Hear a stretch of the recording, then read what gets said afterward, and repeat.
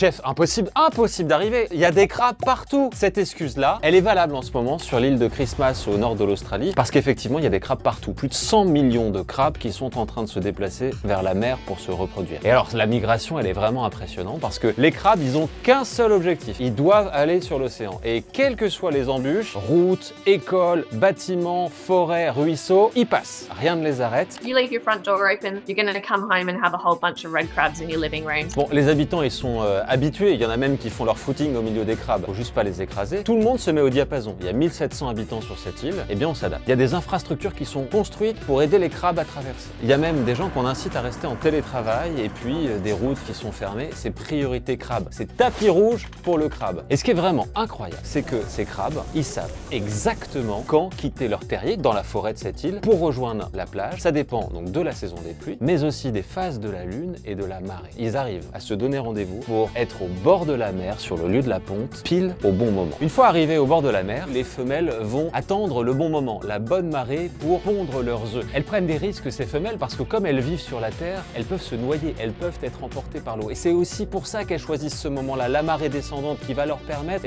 d'emporter leurs œufs, à tel point que la mer change de couleur au moment de la ponte. Elle devient noire. Sauf que ces œufs, dans l'immense majorité des cas, ils vont être mangés par les poissons, ils vont alimenter l'écosystème marin local et seulement une toute petite partie d'entre eux vont réussir à devenir des crabes, à rejoindre la terre ferme et à leur tour à entamer cette migration incroyable.